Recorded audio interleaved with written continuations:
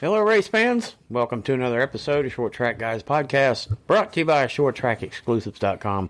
I'm your host, Thomas Vaddis, alongside one other tonight, short track guy in the house, Jim Pokrant, driver of the 07 CanQuitFishing.com sportsman and 2021 sportsman champion here at Five Flag Speedway in Pensacola.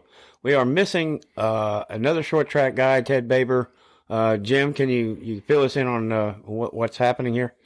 Well, Ted messaged me earlier today and said that one of his brothers was in the hospital and he had just lost recently one of his other brothers, so he had to dip out tonight. And Ted, we're thinking about you, we're praying for you, and we hope your brother is going to be okay. Yes, amen to that, and hope everybody else has had a Merry Christmas up to this point, and the holiday season is about halfway through. We're going to get ready for New Year's and wish everybody a Happy New Year and a safe New Year, as everybody needs to use their head and not drink and race. So tonight's episode with Short Track Guys Podcast, being Jim and I in the house, in the studio, we're going to do a 2021 Short Track Guys Podcast review for the year. We're going to randomly take out some of the things that we have pulled together and go through them and you know, kind of recap 2021, and we'll get ready for 2022. That's it. That's going to be a good year. We're going to have to do some more racing, so get it done. Right. Well, we start off with Mr. Peyton Sellers, the NASCAR National Championship. Looks like it's been 16 years since he's really claimed a weekly series national championship back in 2005, and he ends up coming back in 2021 and gets it done with a lot of wins, and particularly in Boston Speedway and Dominion. So congratulations to Peyton Sellers, and well, you can put an S or a T actually in there and pay a stellar season for sure. Yeah, that's for sure. I've read about him years and years ago. He's one of those guys, man, that just I don't think he ever wanted to run the big series. I think he's having more fun racing short tracks and having a good time. And congratulations on that championship. And hopefully you'll be ready to rock and roll in 2022. Yeah, I think with everything we're going to go down the list here, you kind of feel at home there with being a champion yourself. Yeah, it's pretty cool. I have to admit, for the first time in my life, in 2 weeks will be our awards banquet, and I can't wait to go and get my purple jacket and my accolades for being the track champion. And then we can start off 2022. And I'm going to have to, like I said, we're building a new car. You know, hopefully it'll be better than the old car. I hate that I killed the old car because I love that old girl, but she's junk now. It's a big pile of parts on my trailer and going to the scrapyard next week. And, I look forward to 2022, man. We're only running 8 races in Sportsman this year. I think our car count's going to be down a little bit. They're making some wholesale changes. I think by 2023, we're going to be basically a super stock, which is fine with me because 2022 is going to be my last full season. And then 2023, we're going to run some races. So we're going to have some fun. That's what all that matters. Well, we look forward to 2022, and it's just right around the corner. And we've got not a whole lot of time. You sit and think, oh, well, we're just in the off season. It'll come up quickly. Oh, yeah. That's why the frame's already ready to go. Just as soon as tomorrow night's over with, we're going to scale a Pro Challenge car that we're running for Brock Gens next year. And as soon as it's scaled, it's going to go into an empty stall, and my car's going in that stall, and we're going to set the jig up and start building us a chassis. Right. Well, we got, names to throw out again. Anthony Sergi, Stephen Nassy, Jeremy Pate, Kyle Plott, George Gorham Jr., Jake Garcia. Those guys we've mentioned since we really got started. And down at the Florida Fest earlier this year, Steve Dorr in a Tim Curry super late model gets the win there. That was back in January at Showtime Speedway. Steve Dorr is he's run a bunch of races. He's won a bunch of races as well. And it's good to see him come out on top early in the year. Yeah, it's pretty cool. I mean, he had to move Anthony Sergi to win it, and he had to hold off Stephen Nassy, and that's no easy task. And that car he's driving is funky looking. I've seen that car before. It's pretty strange looking, but congratulations to him. And, maybe next year he get his ride back rolling, and maybe he'll get him one in his own car. Yeah, and there's some news with Carson Kvapil coming up, emerges a national scale as a prospect watching your coming years. He's got the Cars Tour Super Late Model Championship this past year with 4 wins. And he's moving on with the vacancy of Josh Berry coming out of the Cars Tour with Dale Junior Motorsports moving to a full-time Xfinity series. So opens the doors for Carson Foppel, and I think he's really proved himself. He has, and I hope he doesn't quit racing super late models. I would love to see him continue on racing supers, even though I think the Cars Tour cut the supers. But I'd love to see him keep his supercars and come down and run the Derby and run some other series. Because that junior car is pretty bad, and Josh Berry's not going anywhere. He's going to be around to help him, so that's going to be pretty cool considering he has 4 wins this year, including one at Nashville. So that's pretty sporty. Congratulations. Yeah, and Boris Yurkovic returning for a violent crash at Berlin. We've mentioned him several times here before, and it was good to see him back in Pensacola in the area just a few weeks ago. And the 51-year-old man, he's getting it done. Hey, he's my age. That's scary. That crash he was in was very violent. It scared me. I thought for sure he was hurt worse than he was. I mean, that dude never lifted. He barreled off in there and blammo. I mean, I think the guy had some health issues when the wreck happened, but I was glad to see him back in a race car. It's cool to see that, he's not scared. He climbed right back in that thing and had a good finish down in South Florida, come to the Snowball Derby, made the race, and finished. So that's pretty good, man. We're glad to see you back. Welcome back, Boris. Yeah, that crash was with David Fretz on May. Yeah, David Fretz and May 22nd at Berlin. He had surgery to repair 2 broken patella and attached tendons and particles, and a whole bunch of mental recovery too from that, because I don't think he really knew if he was going to get back in the car or not, but he did, and kudos to him, and I hope he looks forward to 2022 as well. Yeah, he's a big dude, man. I'm telling you, he's somebody that you wouldn't want to mess with, let me tell you. But I'm glad to see you back, man. Welcome back. Yeah, next up, Burt Myers, the Smart Tour Modified Championship. We've touched on Bobby Labonte winning a Smart Tour Modified race in Dillon. But Burt Myers, we all know the Myers brothers, Jason, and I think his dad did some racing back in the day too, but that Bowman Gray Stadium's put the Myers brothers on top, but he comes away with the Smart Tour champion. Yeah, his dad was actually killed in a NASCAR race. But that's cool to see, and he lost a Bowman Gray Championship by very little this year, so that's pretty neat. And congratulations to Bobby Labonte for winning a smart race, man. That's pretty awesome to see that. Old Cup guy still having some fun, and the Myers family, what can you say about them, man? They're champions. They're all NASCAR champions, every one of them. Yeah, and if we call them the ground pounders, and if you haven't seen those Whelen Modified Tour races, especially the Smart Tour, those are. I mean, they're going to go down as one of my favorites too. Always. Yeah, always. I mean, you had heroes like Richie Evans and Charlie Jazombek, guys that aren't with us anymore, that died in those cars, but that was some crazy stuff. I saw one time Brett Bodine said that when he'd go to the Spring Sizzler in Stafford, he would look around at all the guys and think, who's not going to be here next year? Because that's how people were dying in those modifieds. Those guys didn't slow down any. Wow. So, well, speaking, we can move to modifieds again. Keith Rocco, I think, was probably going to be the upset of the year. Yeah, beats the tour guys at Thompson in the 300, and took home a $20,000 check. And really, I don't think he thought he'd had any chance, but he ended up coming out on top. And it looks like there were 25 other tour drivers, and he comes up on top with that big check. That's pretty cool, man. Congratulations, dude, and keep up the good work, and maybe you'll race some more modifieds now that you've won in them. That'd be good to see. Yeah, Derek Griffith goes back-to-back in the World Series. That was earlier in the year in the Asphalt Super Late Model Championship in 2021 with 3 victories in 7 races. So he's got pretty good odds if you were to put money on him winning a race. So congrats to Derek Griffith, and we've talked about him quite a bit. I think he is, since Pete Orr, really, and Pete Hamilton, Junior Hanley, Dick Trickle, the only drivers to win consecutive Super Late Model Championships in the World Series dating back to 1968. So that's something really special. And we've talked about pedigree before. That's something you put on your resume, and Derek Griffith's got on the map. Oh yeah, well, I mean, you got to consider Bubba Pollard's won that.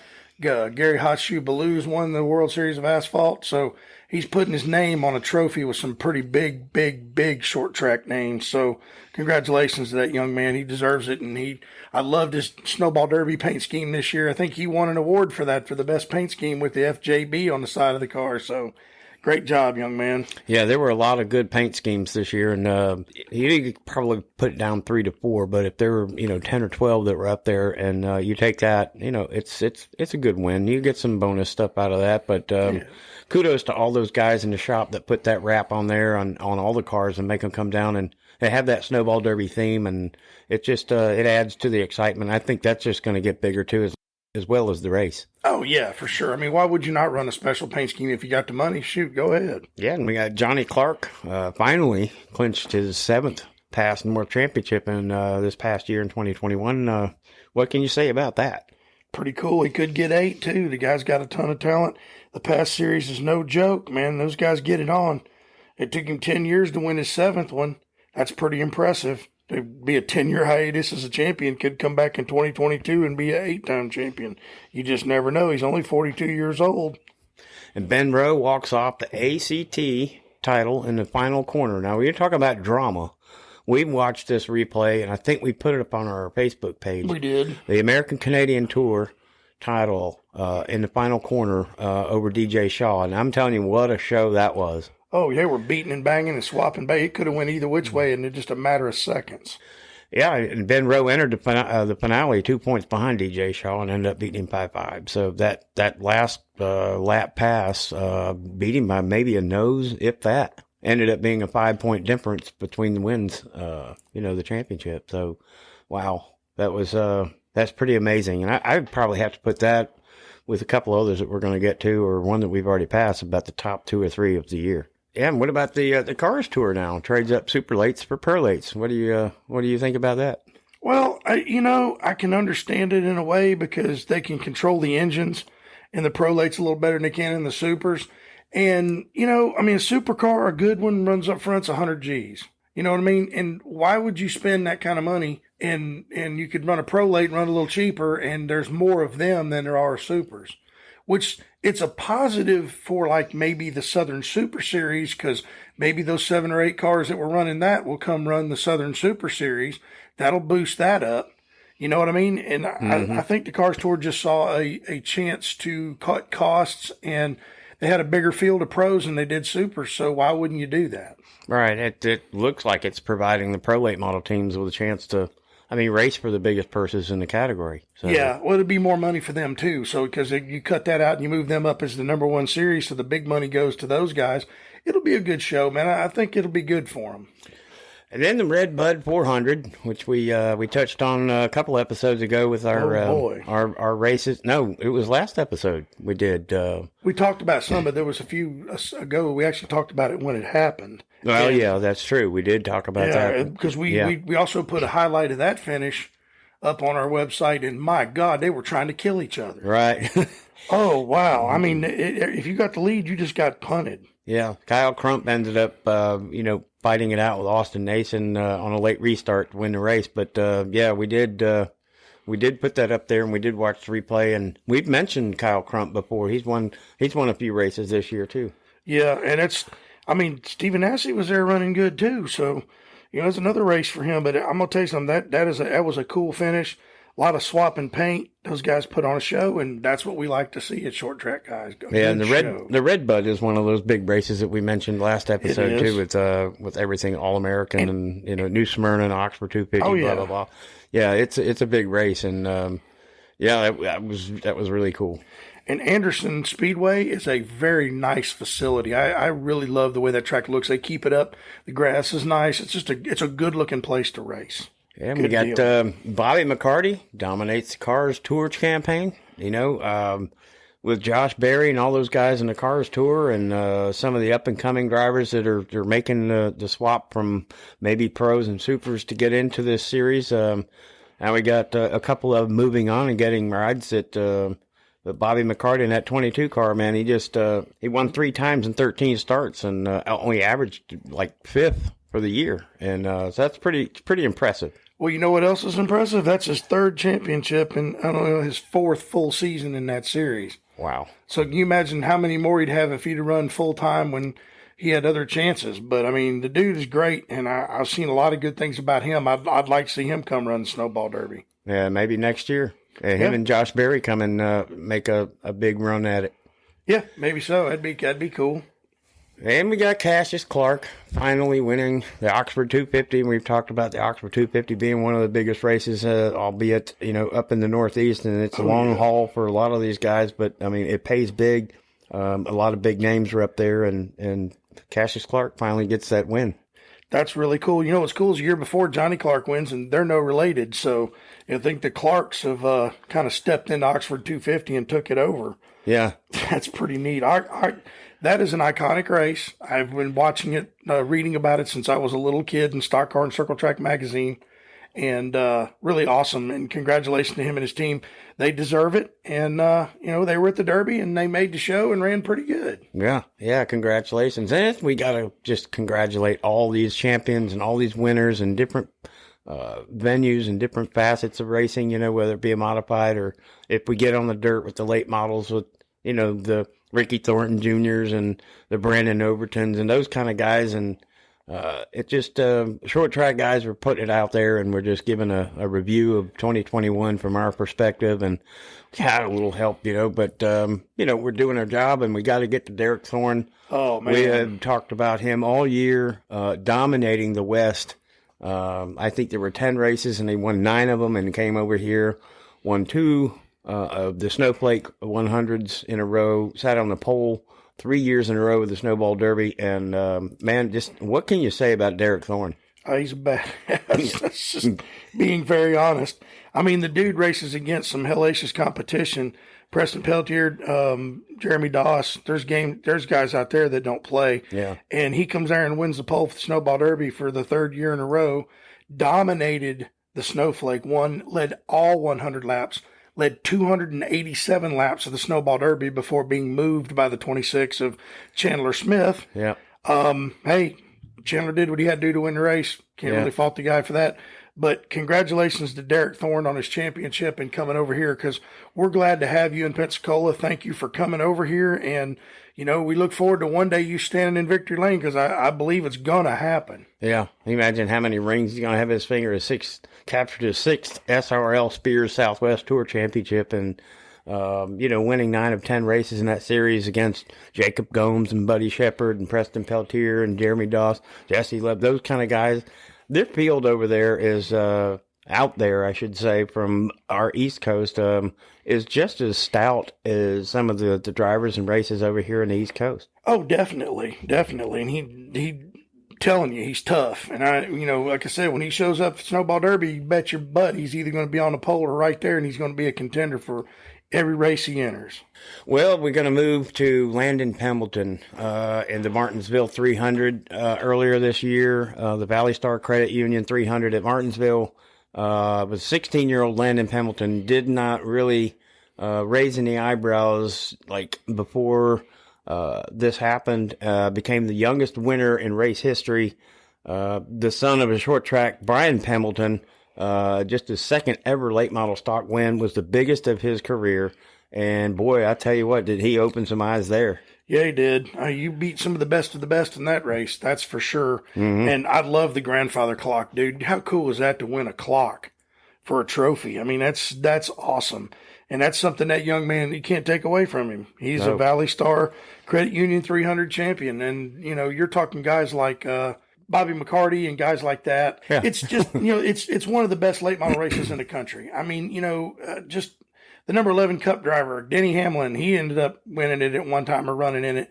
I mean, there's just so many big names. And for this young man to step up and get it done, congratulations. That's awesome. Yeah, 16 years old, by the way. Yeah, he's got more racing to do. Yeah, can you imagine that alarm clock, that grandfather clock going off and it going ding, ding, ding? Oh, yeah. And it's got to be a reminder of where that came from. Oh, I'm sure. I mean, you guys like Earnhardt and Waltrip that won a ton of races at Martinsville, you set them 1 minute off so they all go off separately so you know where your trophies are. Yeah, right. Yeah, and then we talk about the Winchester 400 finish with Sammy Smith and Jack Smith, man. And that was, maybe we're going to get to maybe 5 or 6 that need to go down to best in review for us. This is certainly one of them with the finish at the Winchester 400 with Jack Smith and Sammy when they came together in the backstretch, and race control sent Sammy to the rear.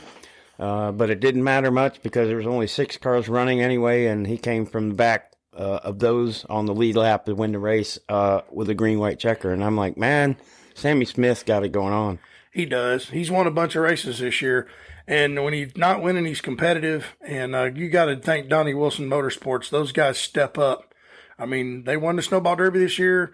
They won the Winchester 400 this year and several other big late model races. And their pro late model team has won several big races. So, I mean, what can you say, man? They're just stepping it up. Right. In 2022, for all of these guys and all of these races is just going to get bigger and better every time we talk about it. And I can't wait to go through 2022 and see what's in store for all these guys. I can't wait either. It's going to be hellacious and awesome and good racing. That's what we want to see, man. Short track guys, get it done. Yep, we're coming down to the last 3. We've got Luke Penhouse wins the Slinger Nationals and earns a spot with the SRX Series. That was cool. Yeah, it's Slinger. Yeah. Man, $10,000 in that race, and then he got to line up with some of the big names in racing in that SRX Series, and I really look forward to seeing that series come back. I do too. I think Tony Stewart came up with a great idea. His races were awesome, and there was some letting local guys. Doug Colby won the first one.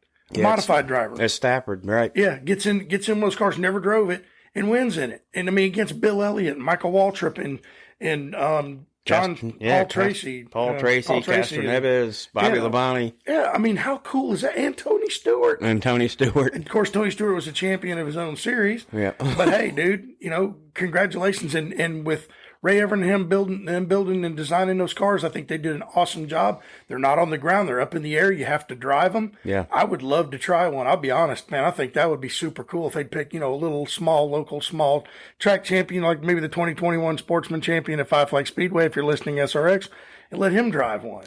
Yeah. Yeah. Yeah, well, Luke Penhouse returned a bump and run. Derek Kraus delivered him about 10 laps before and resulted in the biggest win of his career at Slinger Nationals, and ends up, I think he did pretty good in the SRX Series and made a good showing for the fans locally there, and got some really good experience and came down here and ran the Derby. So we look forward to seeing a little bit more, a lot more actually of Luke Penhouse. I think so too. I think he'll pick up some sponsorship and get some help. And by the way, Derek Kraus wouldn't bump and run anybody. How many trucks did he tear up this year in the NASCAR series? That dude's rough, son. Let me tell you. And we can't forget, number 2 here is Rich Bickle's final season. Rich Bickle, 5-time, what'd you say, the 3, 4, and 5-time Snowball Derby champ? Yep. Yeah. And he did it in a Pontiac, he did it in a Chevrolet, he did it in a Dodge, and he did it in a Ford. Right, and he won the Joe Shear Classic in April, won the Jim Sauter Classic in September. Yep. They put him in the field for the Derby, and he came just short of winning the Bill Bigley Memorial 128 at Punta Gorda back in November. And man, what a way to go out! Dude, he had a great season, and he's kind of one of my short track heroes. I've heard good and bad things about the guy, but everything I've ever seen or ever talked to him, got an autograph from him. I have a Craftsman truck that he drove for Darrell Waltrip that's autographed, and I told him I had it with me. He goes, go get it, I'll autograph it. And he did. So, great guy. We're going to miss you, Rich. Congratulations on a good final season. You didn't go out like a chump. You went out like a champ, and we're going to miss you. Yeah, 60 years old with bazooka arms, really. So we've talked about that for, I don't know, since we got started with Rich Bickle being in such good shape and driving the wheels off those late models and winning races at 60 years old. And, you could see it in his interviews. He's really not wanting to get away from it, but I think as a full-time driver, yes, but he's going to stay in it, and we'll hear more of Rich Bickle and maybe some of his upbringings, putting in the car, and then we'll see what happens in 2022. But I hope he doesn't go to Costa Rica and just disappear. Yeah, me either. But you never know. He might be ready to go to Costa Rica and get a tan with them freaking pipes that he's got. Yeah. You never know. But hey, congratulations, Rich Bickle, on a wonderful career. We've watched you start off. I've seen you win all your snowball derbies, including one in a Dodge. It was blowing up when you drove for Richard Petty. And we just want to tell you congratulations. Thank you for all the memories. Yes, absolutely. And the last one we're going to come to, which is actually finishing up the year with the tire shortage that Hoosier had gone through the whole entire year, pretty much. And, my hat's off to Hoosier for putting everything together and doing what they can, for the racetracks and the directors and all the drivers that had to race on the Hoosiers. The shortage is a shortage, and they had to do what they had to do, and somehow they put their heads together and they made it work for the year. Yeah, there was some cancellations and some races that didn't run. And we had to run on old tires for 2 races, in which I won one of, so that was kind of cool. But, congratulations to Hoosier for getting the job done. I know they had problems with the pandemic, getting people hired, getting people in working. A lot of businesses are like that right now, but God bless them, and thank you, Hoosier Tire, for all you do for us short track people. Yeah, absolutely. Well, Jim, that's going to wrap up for the end of 2021. We're going to go into New Year's weekend, and hope you are safe, and hope to see you back Wednesday with another episode, and with Ted back here, and hopefully we got good news, and we'll certainly try to update you next week if we can, maybe on our Facebook page earlier if we get news.